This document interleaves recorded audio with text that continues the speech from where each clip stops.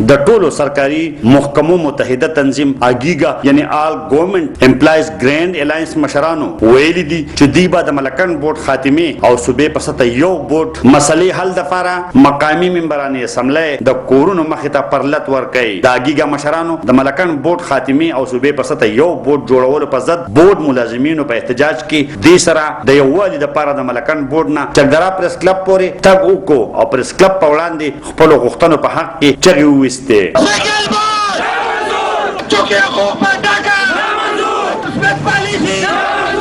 مظاهرچیان چې پکې د بورډ ملازمینو نه علاوه افتا پیرامیډکس په شمول نورو محکمو ضلعي مشران موجود وینا په وخت د اګیګا کوزدر صدر محمد سلیم خان، اپکا پخوانی صوبایي صدر محمد شاعر تاجک، بورډ صدر سلطان زیب، انجمن تاجران صدر خواجه فیض الغفور وینا وا. د ګورنمنت د دې په بیک باندې بل څه مقصد نشته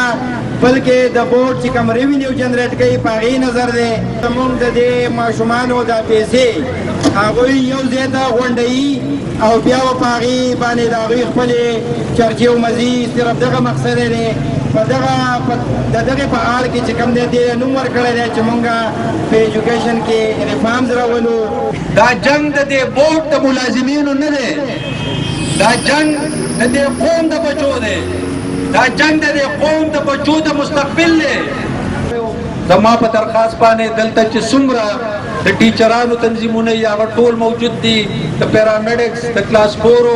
څومره تنظیمونه چې دا دلته راغلي دي، دا خبره یاد وساتئ چې د بورډ امپلایز څومره چې دي د هغې شاته دا ټول تنظیمونه ولاړ دي. آل پاکستان کلرک ایسوسییشن ولاړ دی،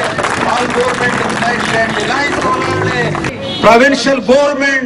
چې کم ذمہ داران دي هغه د دې بورډ صوبایي چې کم کونسل دی، صوبایي د دې کم عہدیداران دي د هغو سره دې کینی او دا خبره دی په ټیبل ټاکس باندې حل کړي چې کم زمونږ منتخب نمایندګان دي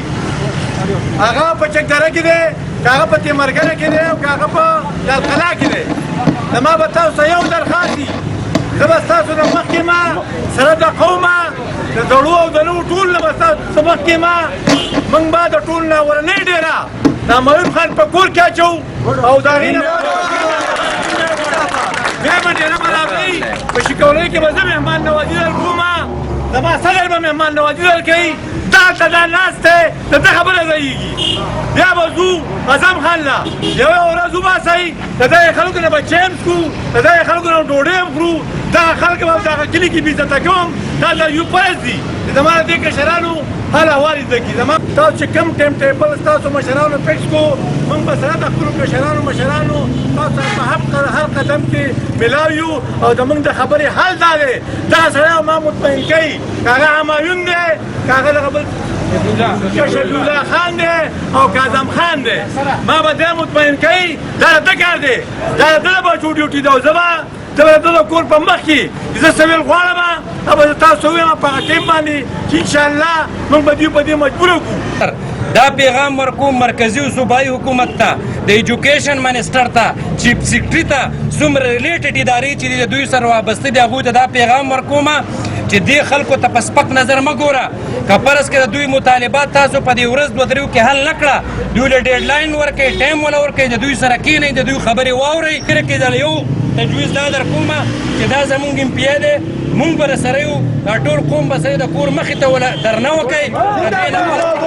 د هغه بل کور مخې ته درنه وکئ او په آخر کې به سره دا قومونه شو د عمران خان د دې کور مخې ته درنه ورکئ. نو کس کېږي او که نه ستاسو سټرګل به چې کوم دی یو منطقي انجام ته رسي. د ملکان بورډ ملازمین د تېرې یوې میاشتې نه زیات وخت د بورډ خاتمې او صوبې په سطح یو بورډ جوړولو په ضد د احتجاج دي. محمد اسرار، خیبر نیوز، چکدره، کوزدر.